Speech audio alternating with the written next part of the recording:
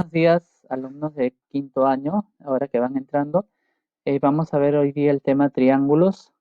Como ven, muchas de las edificaciones que tenemos en la actualidad pueden tener formas triangulares dentro de su estructura arquitectónica. ¿Ok? Vamos ahora a pasar al tema ya en sí de triángulos, para lo cual voy a pedir bastante atención en esta hora. Vamos a ver el primero tema triángulos, ¿sí? Veamos. Dice, a partir de la figura, calcula el valor de alfa más beta. Bien, ese tema ustedes ya lo conocen desde el año pasado, ya triángulos, ¿no? Recordemos de que algunas propiedades básicas de los triángulos es que la suma de los tres ángulos de un triángulo a tres ángulos interiores, vale decir por ejemplo, 60, el que está aquí adyacente a alfa y el que está aquí adyacente a beta, pues da 180. Ahora, si este ángulo es igual a este, sería 60, 60, ¿no es cierto? Por lo tanto, se puede saber que la suma de alfa más beta solamente tendríamos que restarle a la suma de las medidas de los ángulos interiores de un triángulo, que es 180, le tendríamos que restar 60 grados y obtendríamos la suma de alfa más beta. O sea, hacer 180 grados menos 60. ¿Cuánto sale esto, chicos? 180 menos 60. Muy bien, sale entonces 120, como algunos por aquí ya respondieron.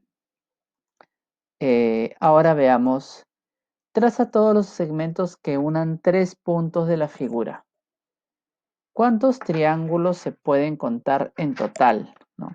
A ver, eso ya quedaría como un ejercicio para que ustedes lo hagan, ¿no? Trazar todos los segmentos que unan tres puntos de la figura, ¿no? Por ejemplo, 1, 2, 3, aquí hay un segmento, ¿no es cierto? 1, 2, 3, acá forman un triángulo, acá también. 1, 2, 3, otro triángulo.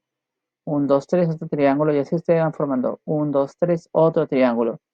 Y la pregunta es, ¿cuántos triángulos se pueden contar en total? Ese es un simple conteo de figuras que ustedes pueden obtener la respuesta por razonamiento lógico. Veamos, vamos a analizar esta situación.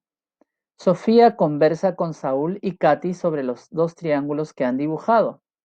Aquí están los dos triángulos, ¿no? Sofía dice, las medidas del triángulo rojo son 5 centímetros, 6 centímetros y 5 centímetros. 5, 6 y 5, ahí está. Y las del verde son 7 centímetros, 9 centímetros y 12 centímetros. Saúl, ¿tienen algún nombre conocido los triángulos que dibujaste? Katy dice, yo voy a dibujar un triángulo que tenga un ángulo de 90 grados. ¿Este triángulo tendrá un nombre especial? A ver, veamos. ¿Recuerdan qué tipo de triángulos son estos?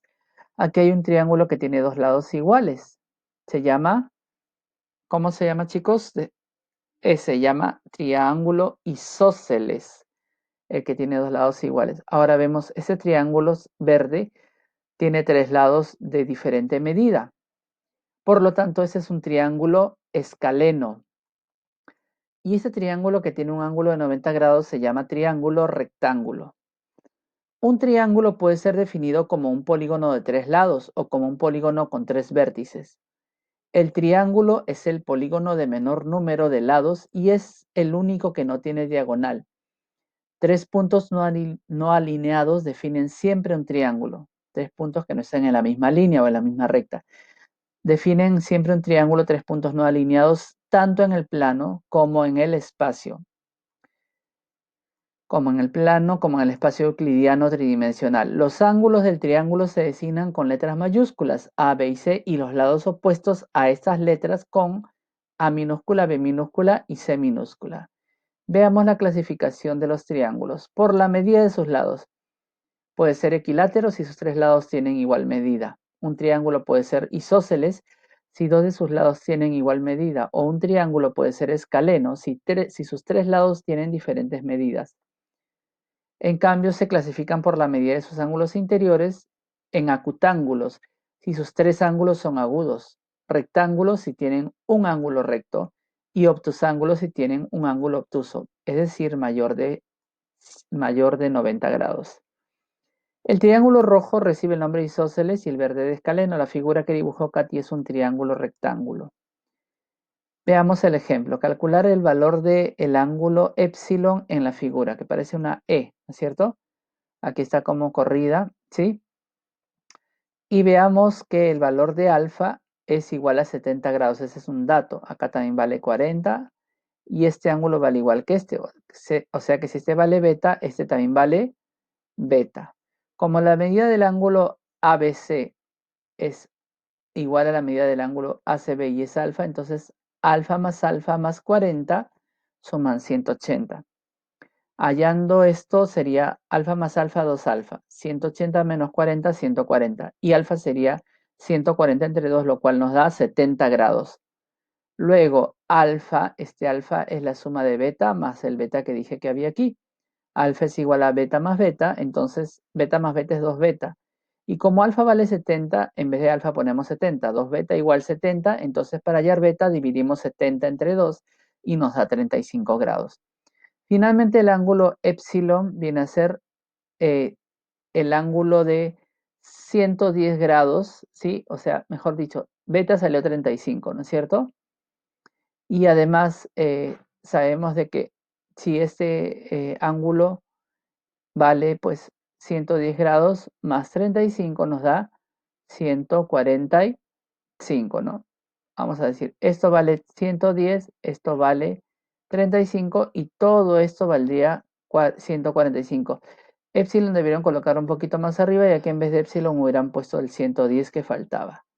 Ok, chicos, vamos a continuar ahora con otro problema resuelto. Ya, pero antes de esto, primero veamos las propiedades de los triángulos. Veamos. El ángulo interior de mayor medida se opone al lado de mayor longitud. El ángulo interior de mayor medida, por ejemplo, el ángulo A es un ángulo obtuso, se opone al lado de mayor medida que también es A minúscula. La longitud de cada lado es menor que la suma de los otros dos y a su vez es mayor que la diferencia de los mismos. Por ejemplo, si restamos A menos B, eso será menor que el tercer lado, que el lado C, y el lado C es menor que la suma de A y B. A menos B es menor que C y es menor que A más B. Recuerda, la suma de las medidas de los ángulos interiores es 180. Alfa más beta más teta o más tita es 180 grados. Teorema del ángulo exterior. La medida de un ángulo exterior de un triángulo es igual a la suma de las medidas de los dos ángulos interiores no adyacentes al triángulo. Por ejemplo, ¿no? Veamos en un caso, ¿no? En la medida, vamos a llamarle, medida del ángulo 4 es medida del ángulo 1 más medida del ángulo 2. Acá tenemos, ¿no? Medida del ángulo 4 es medida del ángulo 1 más medida del ángulo 2. Por el teorema del ángulo externo, se puede demostrar este teorema, pero obviamente planteando una hipótesis, ¿no? Primero que la suma del ángulo 1, 2 y 3 vale 180, ¿no es cierto? 1, 2 y 3 vale 180. Luego, y la tesis que dice que la medida del ángulo 4 es igual a la medida del ángulo 1 más la medida del ángulo 2. Vamos a ver la demostración. ¿Sí?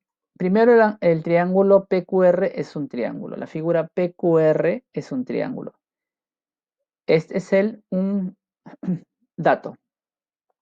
La medida del ángulo 1, 2 y 3 suman 180. 1 más 2 más 3, 180. Este es por el teorema de la suma de ángulos interiores del triángulo o teorema fundamental.